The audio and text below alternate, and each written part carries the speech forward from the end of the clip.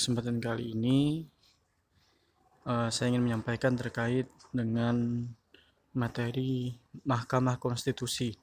Kalau kemarin saya share terkait dengan Mahkamah Agung, sekarang kita memasuki salah satu lembaga tinggi negara yang berada di sektor kekuasaan kehakiman di Indonesia, yaitu Mahkamah Konstitusi.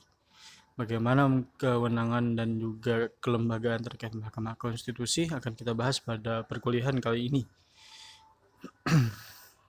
Jadi rekan-rekan mahasiswa bahwa Mahkamah Konstitusi sebenarnya dibentuk dengan tujuan utama ingin adanya check and balances atau mengatur keseimbangan sebuah negara. Nah, pemikiran awal terbentuk Mahkamah Konstitusi di dunia khususnya itu berawal dari adanya pemikiran untuk judicial review. Nah, jadi judicial review dalam hal ini pengujian undang-undang terhadap Undang-Undang Dasar Negara Republik Indonesia tahun 1945. Jadi agar tercipta sebuah norma hukum yang memang sesuai dengan tujuan negara, makanya adanya mekanisme judicial review. Mungkin kalian juga sering lihat atau sering dengar di berita-berita terkait dengan judicial review. Jadi ada undang-undang, apabila terindikasi bertentangan dengan undang-undang dasar, maka diujikan di Mahkamah Konstitusi. Nah, pemikiran itu lahir dari lompatan perkembangan dimulai pada saat semangat revolusi Prancis dengan membawa konsep separation of power dari J.J. Rousseau dan Montesquieu. Jadi ini dua tokoh, J.J. Rousseau dan juga Montesquieu, ya, dua tokoh yang pada saat revolusi Prancis mengemukakan konsep separation of power itu kekuasaan yang tidak terbatas. Jadi ditakutkan jika tidak ada mekanisme judicial review akan ada pemimpin atau penguasa yang memiliki kekuasaan yang tidak terbatas gitu ya. Makanya tadi saya bilang ada mekanisme untuk tujuan utamanya adalah untuk check and balances atau mengatur keseimbangan sebuah pemerintahan. Nah, itu terkait dengan mekanisme judicial review. Nah, jadi J.J. Rousseau dan Montesquieu berpikiran agar separation of power itu tidak terjadi, maka adanya mekanisme judicial review. Nah, disitulah awal mula pemikiran bagaimana hadirnya sebuah lembaga yang berwenang di bidang pengujian undang-undang. Dalam hal ini di Indonesia adalah Mahkamah Konstitusi.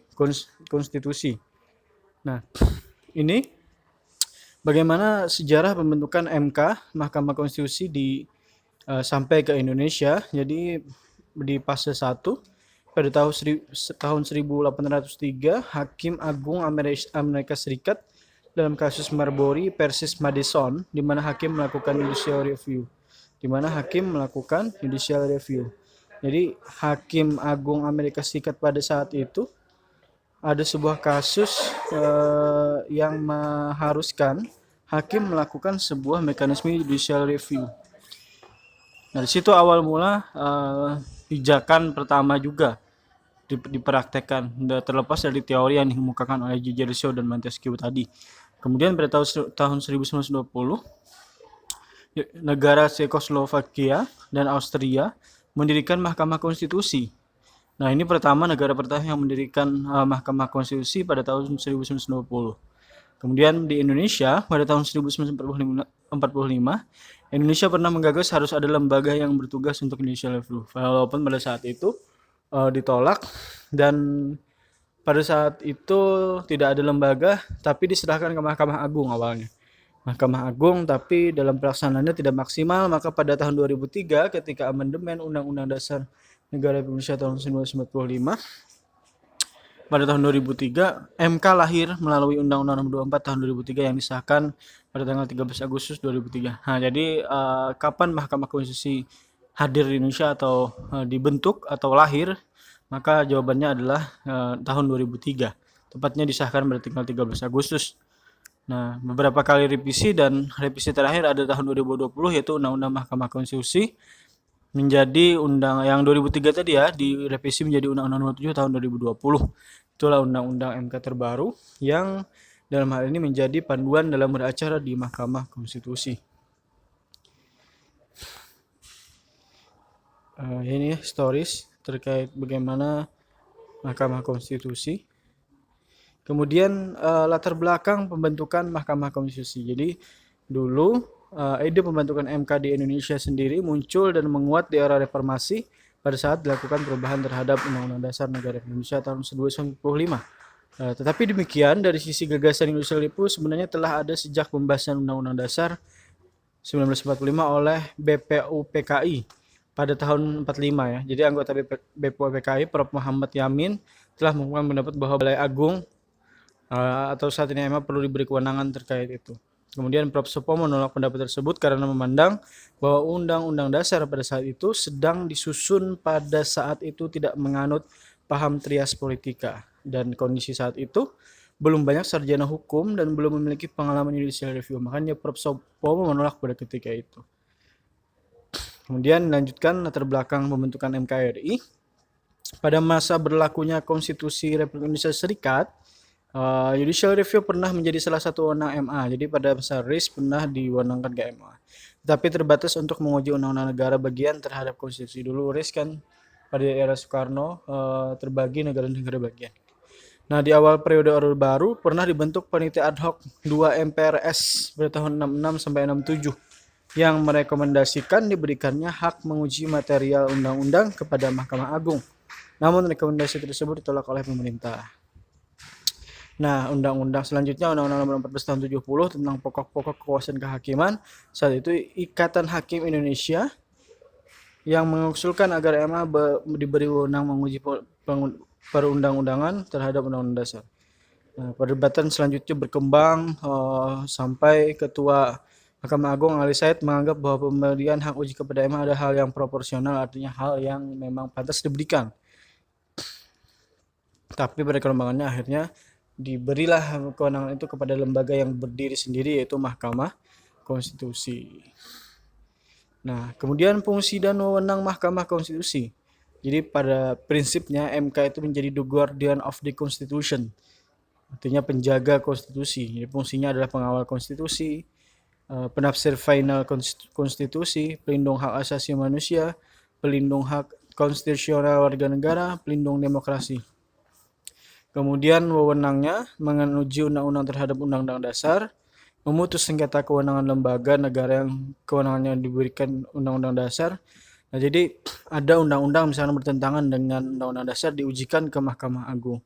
Misalkannya Undang-Undang KPK yang baru saja di judicial review ya. Kemudian Undang-Undang Cipta Kerja itu kan DMK tuh. Banyak ya, judicial review itu undang-undang yang di bawah Undang-Undang Dasar lah pokoknya diujikan ke MK.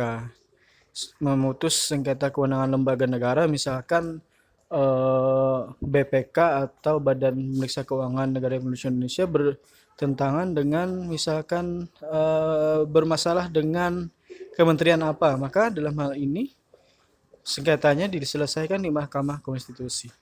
Nah, yang ketiga adalah memutus pembubaran parpol. Jadi partai politik bisa dibubarkan oleh Mahkamah Konstitusi, tapi dengan mekanisme tertentu. Dalam hal ini pembubaran parpol biasanya diajukan oleh pemerintah. Kemudian memutus perselisihan hasil pemilu PHPU seperti di provinsi kita, Kalimantan Tengah misalkan kemarin kan setelah pemilihan gubernur ada PHPU yang diselisihkan di Mahkamah Konstitusi.